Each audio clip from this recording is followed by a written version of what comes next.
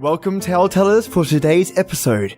This time, it's all about search and rescue stories from a US Forest Service officer. Your tale-teller today is Search and Rescue Woods. That's an appropriate name. All of these are spine tinglers and really leave a mark. I would never want to do this for a job, but I guess someone has to do it. And right now, I have to thank my fans. Troy Shaw, thank you for the support and the likes. I really appreciate it. Cheers, mate.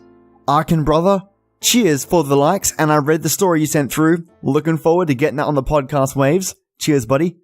Sin, thanks for the likes and support. Every one of those helps. Thank you.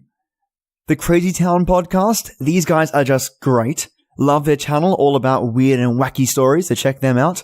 And lastly, a shout out to Aberdeen in the UK, Upper Darby, and Los Angeles, who are listening to me loads.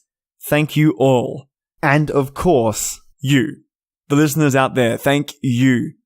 I love the fact that you're listening, and if you enjoy the episode, clicking that like button lets me know you've enjoyed it, and helps others find me. Okay, tale-tellers, turn those lights off, have your coffee or tea in hand, and get ready for something different. I am a search and rescue officer for the US Forest Service. I have some stories to tell. I've been an SAR officer for a few years now, and along the way I've seen some things that I think you guys will be interested in. I have a pretty good track record for finding missing people. Most of the time they just wander off the path or slip down a small cliff, and they can't find their way back. The majority of them have heard the old "stay where you are" thing, and they don't wander far. But I've had 2 cases where that didn't happen. Both bother me a lot. And I use them as motivation to search even harder on the missing persons cases I get called on. The first was a little boy who was out berry picking with his parents. He and his sister were together, and both of them went missing around the same time. Their parents lost sight of them for a few seconds, and in that time, both the kids apparently wandered off. When their parents couldn't find them, they called us, and we came out to search the area. We found the daughter pretty quickly, and when we asked where her brother was, she told us that he'd been taken away by the Bear Man. She said he gave her berries and told her to stay quiet, that he wanted to play with her brother for a while. The last she saw of her brother, he was riding on the shoulders of the Bear Man and seemed calm. Of course, our first thought was abduction, but we never found a trace of another human being in that area. The little girl was also insistent that he wasn't a normal man, but that he was tall and covered in hair, like a bear, and that he had a weird face. We searched that area for weeks. It was one of the longest calls I've ever been on, but we never found a single trace of that kid.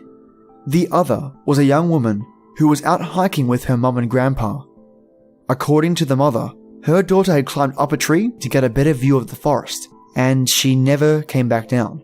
They waited at the base of the trees for hours, calling her name, before they called for help. Again, we searched everywhere, and we never found a trace of her. I have no idea where she could possibly have gone, because neither her mother or grandpa saw her come down.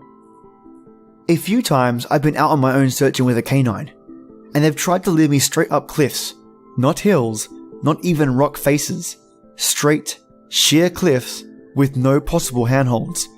It's always baffling, and in those cases we usually find the person on the other side of the cliff, or miles away from where the canine had led us. I'm sure there's an explanation, but it's sort of strange.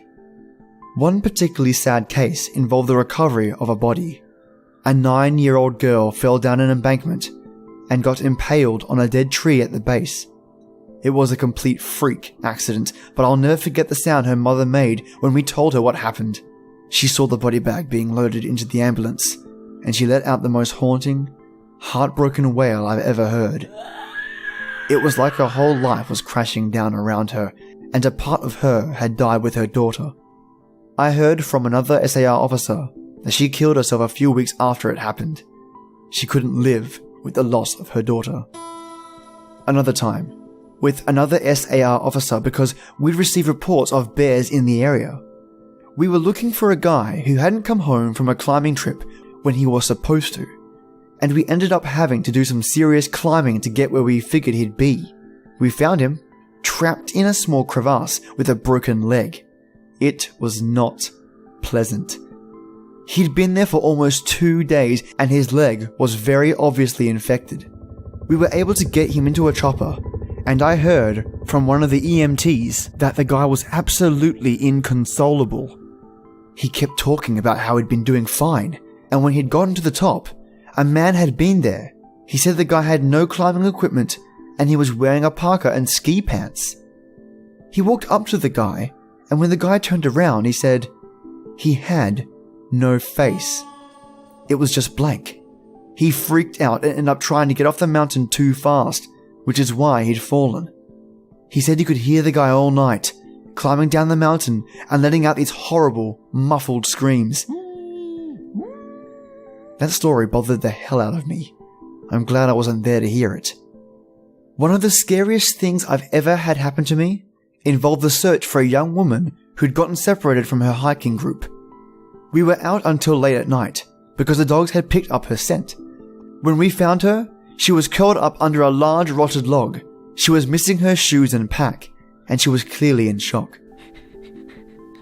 She didn't have any injuries, and we were able to get her to walk with us back to base ops. Along the way, she kept looking behind us and asking why that big man with black eyes was following us. We couldn't see anyone, so we just wrote it off as some weird symptom of shock. But the closer we got to base, the more agitated this woman got. She kept asking me to tell him to stop making faces at her. At one point, she stopped and turned around and started yelling into the forest, saying that she wanted him to leave her alone. She wasn't going to go with him, she said, and she wouldn't give us to him. We finally got her to keep moving, but we started hearing these weird noises coming from all around us. It was almost like coughing, but more rhythmic and deeper.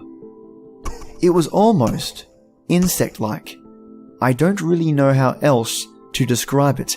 When we were within sight of base ops, the woman turns to me, and her eyes are about as wide as I can imagine a human could open them. She touches my shoulder and says, "He says to tell you to speed up. He doesn't like looking at the scar on your neck." I have a very small scar on the base of my neck, but it's mostly hidden under my collar. And I have no idea how this woman saw it. Right after she says that, I hear that weird coughing right in my ear. And I just about jumped out of my skin. I hustled her to ops, trying not to show how freaked out I was, but I have to say I was really happy when we left the area that night. This is the last one I'll tell, and it's probably the weirdest story I have. I don't know if this is true in every SAR unit, but in mine, it's sort of a regular unspoken thing that we run into. You can try asking about it with other SAR officers, but even if they know what you're talking about, they probably won't say anything about it. We've been told not to talk about it by our superiors, and at this point, we've all gotten so used to it that it doesn't even seem weird anymore. On just about every case where we're really far into the wilderness, I'm talking 30 or 40 miles, at some point we'll find a staircase in the middle of the woods. It's almost like if you took the stairs in your house, cut them out, and put them in the forest.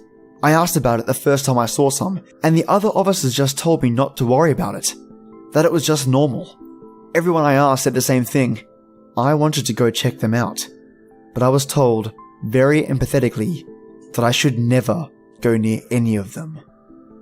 I just sort of ignore them now when I run into them, because it happens so frequently. I have a lot more stories, and I suppose if anyone's interested, I'll tell some of them tomorrow. If anyone has any theories about the stairs, or if you've seen them too, let me know.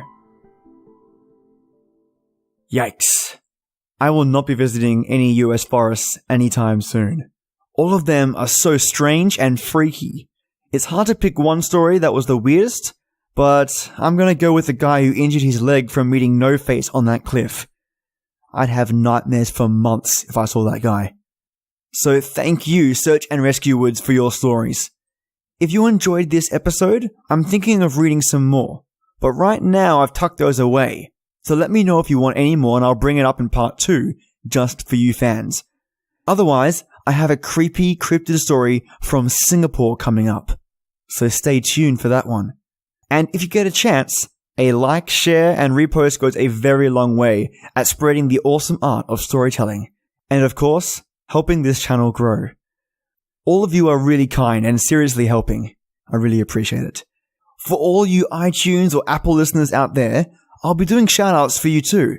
I just have no idea who is listening on that platform. If there aren't any ratings, I don't know who to thank. And I'd love to thank you with shoutouts. So if you get a chance, leave a rating on iTunes so I know who on earth is listening so I can say thank you to. So yes, the first ratings that come through, I am definitely doing shoutouts. Well, tale tellers, this is the place where stories live and you tale tellers come to listen. Enjoy your day or night and join me every weekday for our creepy tradition.